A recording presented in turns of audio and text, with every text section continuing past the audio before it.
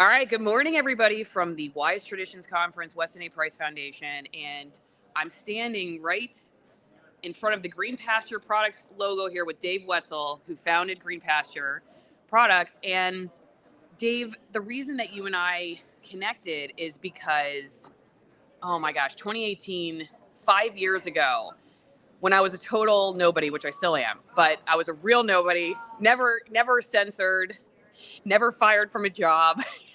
Now I can say I have both of those things, thanks to this YouTube channel.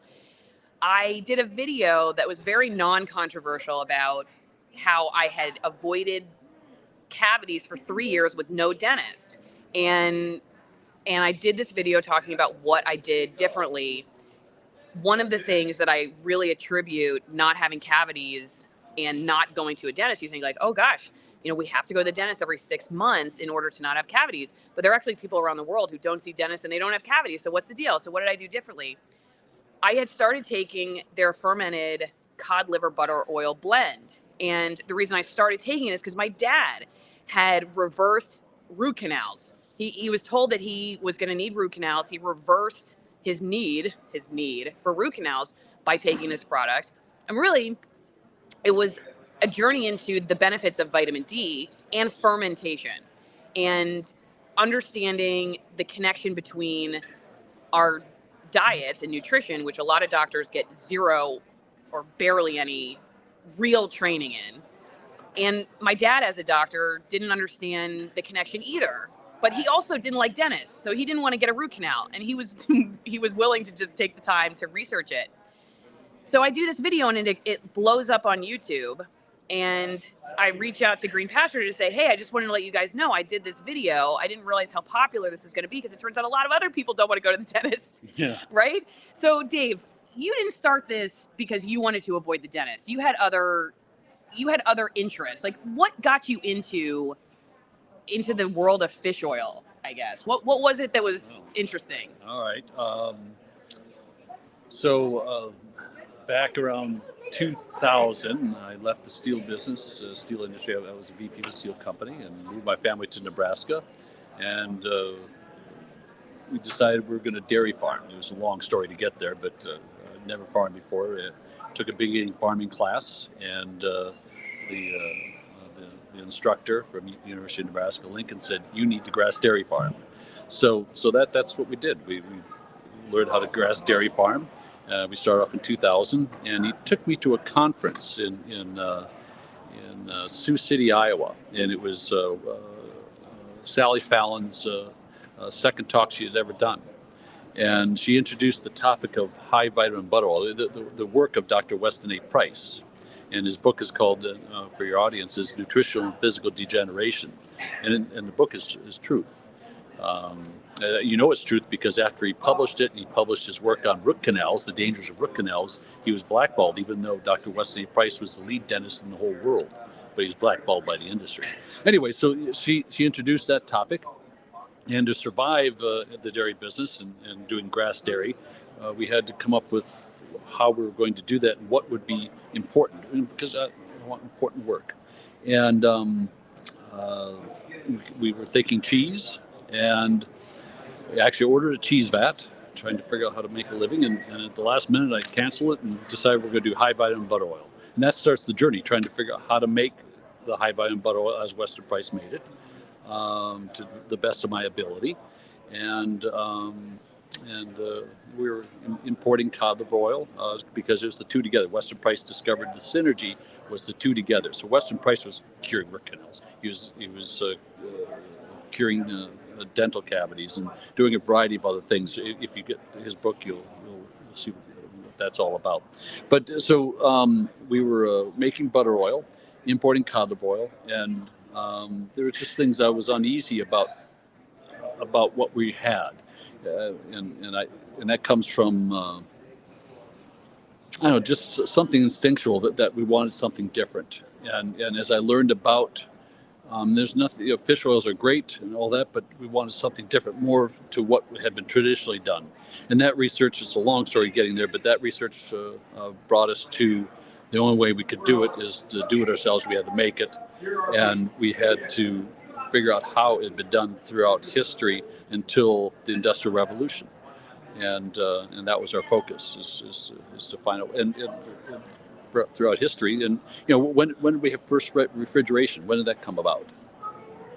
I don't know, 100 years ago? Right, 100 years ago. So what did people do for a millennium prior to that?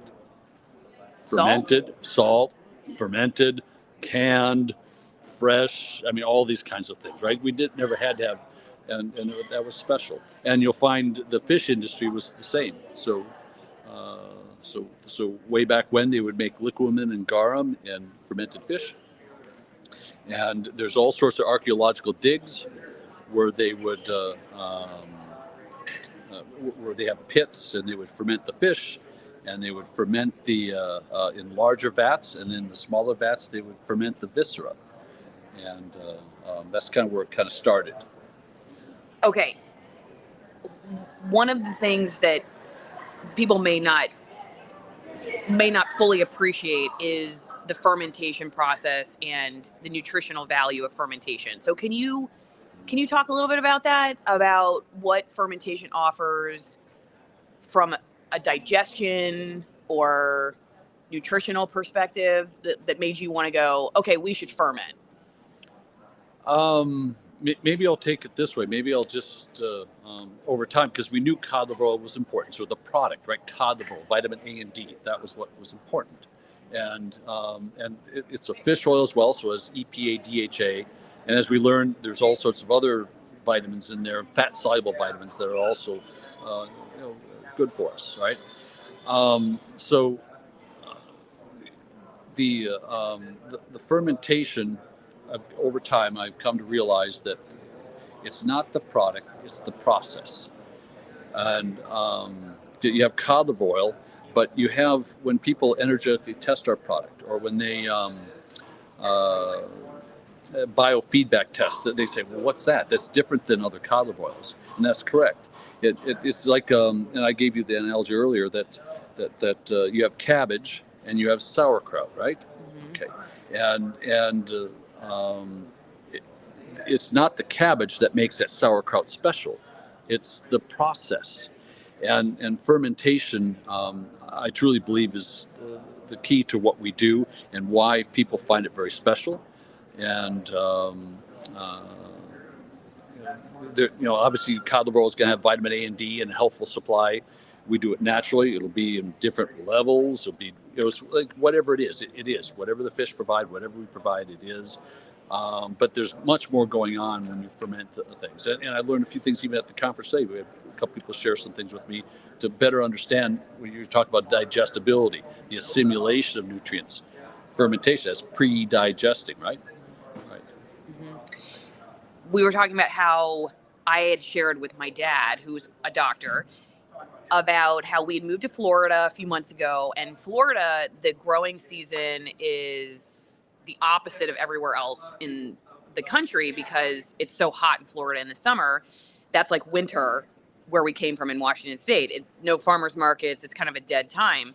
So if you're going to eat fruits and vegetables, you're basically buying them from the grocery store, imported from California. It's expensive. The quality's not that great. And I happened to share this with my dad, and he said, then just eat sauerkraut. It's better for you. It's easier to digest. It has a lot more nutrients in it.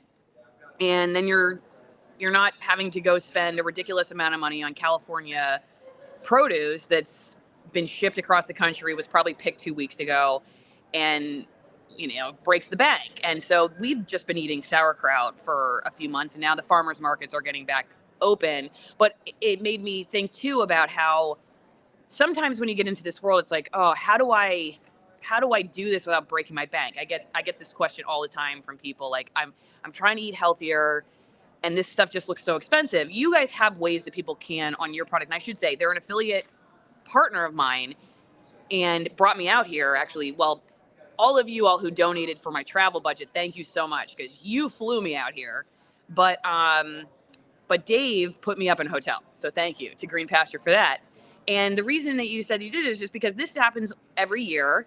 And actually a lot of people don't know this is going on. That this is like the foodie conference of all foodie conferences. I mean, it's the real deal. It's not like just going to seventh generation sponsored, not no offense to seventh generation, but just saying, like, that it's a very mainstream product. This is stuff that a lot of people may have never heard of before. In fact, here's a funny story. I was getting coffee, and one of the women who works for the convention center, she was just standing there to take your money when you got your coffee, because we're at the Kansas City Convention Center. And she said, oh, they brought by raw milk for your coffee. And she put it in the canister. She said, it's in the canister. And everybody said, oh, great, I'll take coffee now that I know I could put raw milk in it instead of Coffee Mate, which they had originally had out.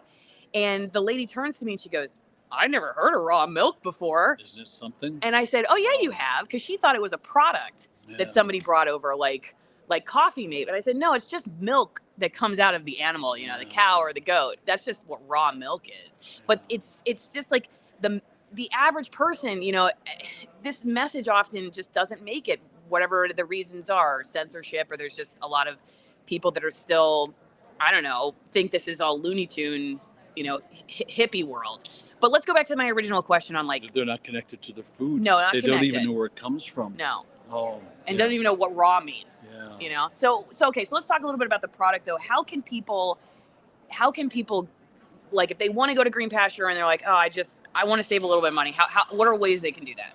Well, we did. Okay, we talked about this earlier. We came out with what we did this year is we came up with a value size, and it's just because we understand what's coming in the economy and understand the pressures, and we feel that it's important that people, well, I speak for our own family, that we have deep-seated nutrients, and cod liver oil is loaded in nutrients, and just a very little amount, a little quarter teaspoon, a little half teaspoon. And it's not, it doesn't meet 100% of your needs of everything, but there's so much good that comes out of so little. So what we did is we came up with a value size just for this year, and you can save about 20%, as long you don't get the box, you don't get the syringe, and it comes out of pourable. You see, cod liver oil, it's made in the United States, and actually it's fished in the Bering Sea, so it's a U.S. product. Most cod liver oils are not. Most fish oils aren't as well. So, okay, another question that a lot of people have in my audience for everybody here at the conference is the relationship between government regulation or government pressure and food production. And I mean, you would call yours not necessarily a supplement, it's food, right? Well, what would you call it? Yeah, well, we have to call it a supplement. Okay. But we consider, I would agree with you. And for a while, I don't know if you're aware, we actually tried to figure out how we could label it as a food, because we thought that was more appropriate. But it is a supplement. Okay. And the labeling requirements are different. Okay. So, well, let's talk about, I mean, even that maybe is an example of it.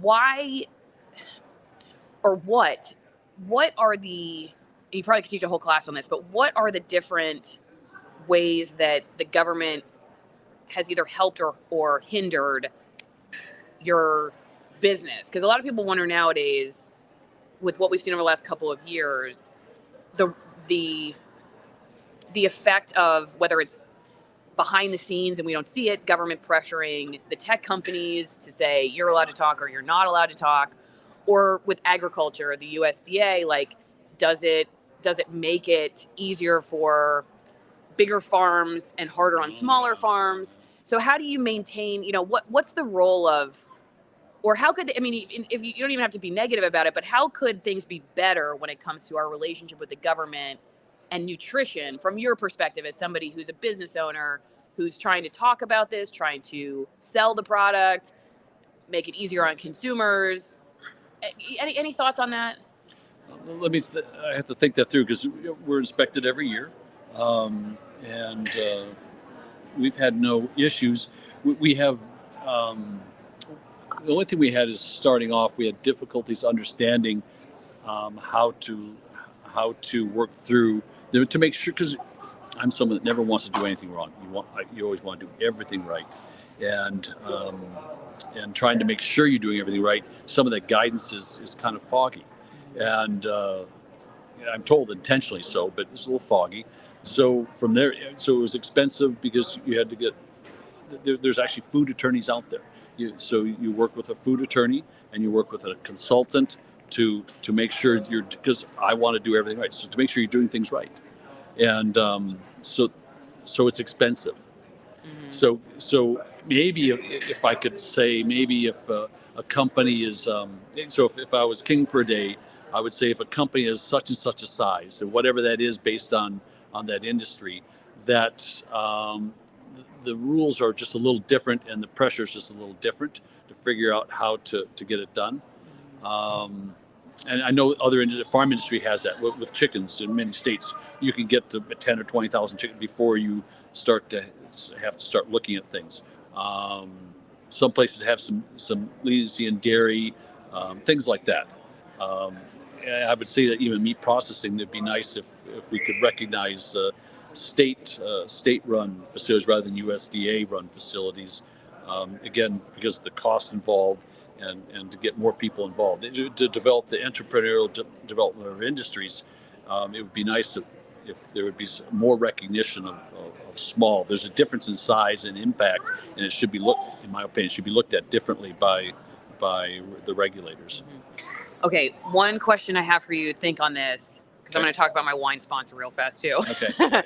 Is I asked people ahead of time, what would be one thing you'd want to ask everybody at this conference, no matter who I talk to, whoever I cross paths with, what's like one question you'd want to hear from everybody? And one of the questions was, what's the one thing you would recommend if there was one thing above everything else for people to preserve the freedom to hear about this stuff, to choose this stuff, to interact with each other in order to learn more about this stuff. Over the last couple of years, we've learned how what's the right word? Gosh, I'm having brain fog right now. Like how tender, not tender, but how close we are to losing the ability to even just talk about the stuff you and I just talked about, or some of the things that people are talking about at this conference. Like, what's the one thing you would recommend people do? Okay, so think about that. All right, everybody, don't forget, we're talking about fermentation. Naturally fermented wines, go to AllisonWinePromo.com, 50% off the wine itself, 50% off shipping. And, oh, these are your sons? Okay, we should get them all together. Boys, come here. Hang on one second. We're going to show you Dave's sons because they were all born at different times with different nutrition in the farm. But anyway, go get your wine. AllisonWinePromo.com, 50% off the wine, 50% off shipping. Small family farms, traditional farming methods, hand-picked grapes that are working so hard for your taste buds at 9,000 feet. You can't get better wine, I don't think. I don't think you get better wine. Anyway, it's a great way to support my work. Bonner Wine's been with me since the beginning, and they have never told me who to talk to or what I can say or anything like that, so I really appreciate them. So AllisonWinePromo.com, and let's get back to it. Okay, so we're going to look at 3 of Dave's children right now. Why? Because they have height differences. Why do they have height differences? I don't know. Dave's going to tell us. Okay, let's look at this, Dave. And I hope you don't mind. I'm proud of my family. We have 6 children, and they range in age from 33 to 15. Did you make 16? 16. All right. So when we moved to the farm, I like to tell the story. It's anecdotal, but I think it's interesting. Ruthie, my oldest, she was about 9 when she started taking our products, right? So we started making it and moved to the farm and started making these products. And maybe 10, somewhere in that area. Claire, she's 5'8" right now. Claire was about 2 years younger, maybe about 8 when she started taking, cod liver and butter oil and these kind of. And we had raw milk too. We had a dairy, so we had raw milk. And Carly, she was probably Addie was next. Addie was 3 or 4 when she started, and she's 6'2", played college basketball. And we had Carly, who was next born, about 1 year old. She started taking it. She's 6'1". So both girls are taller than me, the last 2. And how many fathers, have 2 daughters that are taller than them? And then my next one is Max, and I'll introduce you to Max in a second. He's sophomore in college, and he's 6'4", 6'5", somewhere in that area. And then Basil, he's still very, very young, very tender faced, and he's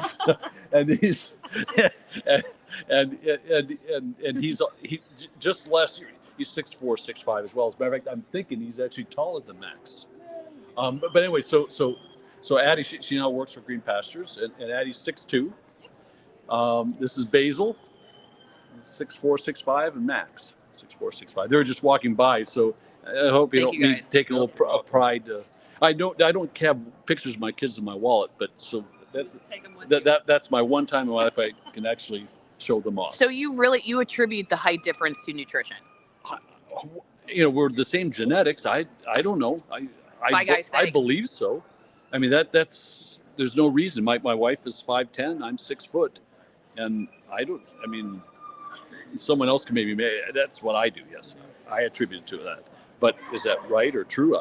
I don't know. But it's obvious, right? I mean they're towering. Yeah. All three of them. Yep.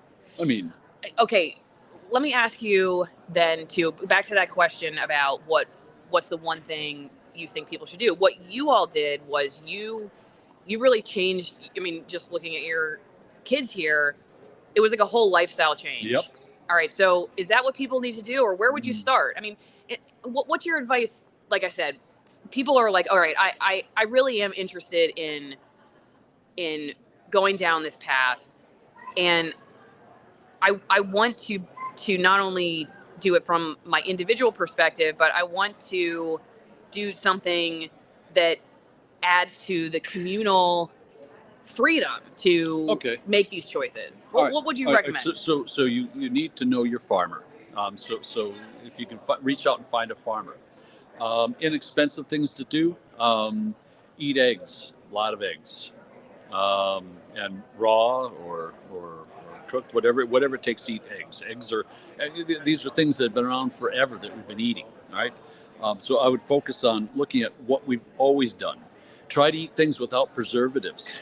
And antioxidants are preservatives. So most people don't look at it that way. They try to glorify antioxidants, but they're really preservatives. So try to avoid preservatives. So that means you're eating fermented foods if you can, fresh foods, lightly steamed foods, some of the vegetables,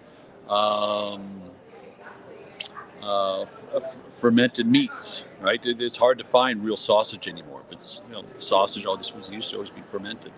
The fermentation is special. Your sauerkraut, it's very special.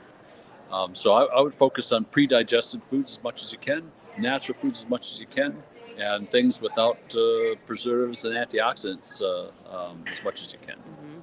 Do we have any? We have an older producer than my normal 3-year-old producer, Tyler here. Do we have any questions, Tyler? I haven't seen any specific ones. Okay. Anything on locals here?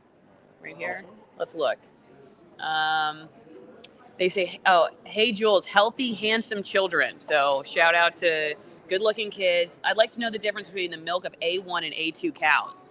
Do you know anything about that? Yeah, there's a protein that some was A2. I never had a sensitivity to it, so I didn't have to focus on it. A2 is what everyone's moving towards. Yeah, and because some people, my understanding is some people have a sensitivity to casein.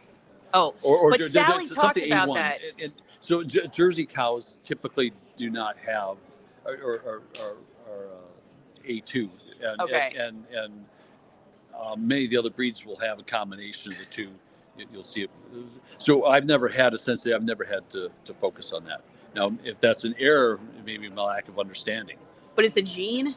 Like the person asking the difference, you don't know? I don't know. Okay. So maybe I should have just claimed ignorance and say I don't know a whole lot about the subject.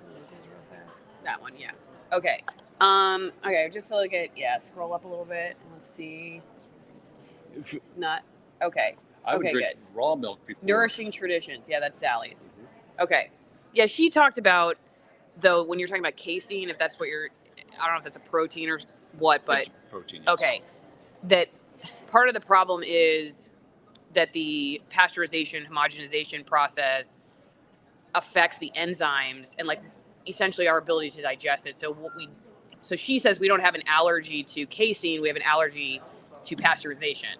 I think that's correct. And it might be different types of pasteurization. So if you look at dairy early on, early 1900s, they were doing vat pasteurization. Right. Which people still do. Yeah, some places. And you can energetically test it. I have, and that's okay. So that might not be perfect, but sometimes that's all you can get. Let me just correct me if I'm wrong, but in case you don't know, that pasteurization, having talked to some dairy farmers that do that and raw, because in Washington, back when I did a story about raw milk, it's like a longer process at a lower temperature. That's right. Now, the reason that doesn't work for like the industrialized model is because they're trying to pump out a lot of milk fast, right? Ultra pasteurization, 1 second, ding, ding, ding, Yeah. ding. So for availability, because you're trying to figure out ways to provide for your families. If you can get raw milk, you can afford that because it's usually a little more expensive. Or there's a few dairies now that are producing vat pasteurized. If you can get that, in our area, we do. We've got a place in Iowa that's doing vat pasteurization, but it's just few and far between because it does take longer. No different than fermentation; it takes longer. It's not an easy process, and you have to have a lot of space and everything else. Or Rob likes to get to know your farmer if you have that opportunity. But Yeah, okay. that's good. Okay, before we wrap it up, don't forget greenpasture.org. Go check out their products. See, this is all the stuff we got here at the Weston A. Price Foundation's Wise Tradition Conference. You can come, if you're in Kansas City, you can come sample it yourself. Go to greenpasture.org. You can check out their products, figure out what it is that you want. They are an affiliate partner. So if you use the link in the description, then it will register as your support of Me Too, and that you saw this, and so then we know, hey, you saw this and you went. But if you can't find the link because you're watching someplace where the link is not easy to click, just go to greenpasture.org and shop around and see what works. Dave, any other final thoughts? Why did you want me to come here? Oh, well, so the people we relate to, so like some of our not vendors, but some of our customers that also retail the product, they need to know our product. They need to, because it's totally different than cod liver oil, not totally, but substantially different, right? And so they need to know our product. They need to. So I try to limit our exposure to people that can teach and know what we're doing and why it's special. And when I heard that you understood what cod liver oil is all about, I asked, has she ever been to a Wise Tradition conference? And that came back, so I said, well, can we, it'd be wonderful for you to be able to share this with a larger community, because Sally Fallon is very, very special. She has been doing this for 23 years. This has been her lifeline. She's trying to teach the traditions, and the foundation was the teaching of Dr. Weston A. Price, right? And she's the foundation of, she's like the tree. I consider like the tree of paleo. Paleo is a branch. Keto is a branch. Eating fat for health, that's a branch. So there's a variety of these different things that are branches that she spawned, and but she's the foundation, and I just so much wanted people to be able to see and have this exposed for more and more people. It is a wonderful event. I mean, the energy here, it's just beautiful. Skate oil. I forgot to ask you about that. Skate is a cartilage fish. We way back Should when. I get you it? It's right here. Okay. It's right here. I'll show the box. Okay. Okay, that's skate oil. Right there. There's skate. Okay. So it's fermented skate oil. Way back when, the story is way back when I was trying to figure out how to do this. I was introduced. He's a scientist and someone that has been my mentor for 20 years or so. He introduced me up around the Bering Sea, some of the fish processors, and I had to come up with a way, because I needed to buy some livers to start experimenting, figure out how we're going to do this. And it was a Russian. Sergey was his name. He took me in. Because when you're speaking the language of fishing, I didn't know it. But he took me in. He said, "Okay, we'll sell you 10,000 pounds." But he told me a story, because I told him what we were going to do, and he told me a story that he grew up on the Baltic. All right, and he said, it's important you do. It's important you do this. He said, in the Baltic, we all knew skate liver oil was extraordinarily special and different, and we had to have that. And so he got me skate liver. He basically he said we need to do this. So without understanding why, we said, okay, we need to do this. So skate isn't. It's low profile. It's very limited as far as what we can get. It's a bycatch, so you don't go out and catch skate fish. and um, so it's a cartilage fish. It doesn't grow bone. It does something different with calcium, and people find it special when it comes to, as we age, we start to become a little brittle, right? So bone, joint, and those kinds of things. Calcium discussions.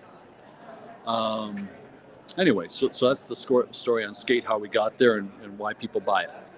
Okay, we're gonna just do one last quick look at the comments here on YouTube. Whoops. So let's go up and just see if we see. Can you talk about periodontal disease? Suddenly, my 22-year-old son and a bunch of others I know have it and need 4 cleanings a year while taking very good care of our teeth and flossing every day. All right, so I can't address that, but there's 2 books. It's I think, do we have them on our website? How to cure gum disease? So and how to cure tooth decay and how to cure gum disease, right? Curing gum disease naturally and cure tooth decay.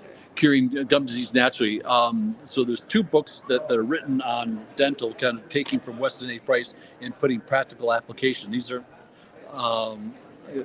these are other people that have written these books, and then we try to put informational things on our website that people like to research, because most people find us are usually mothers trying to figure out how to care for their families, or they have special needs children, and so they do research and they work on it, or they have practitioners that understand, or like your father shared with you, right? Mm-hmm. Where you share information.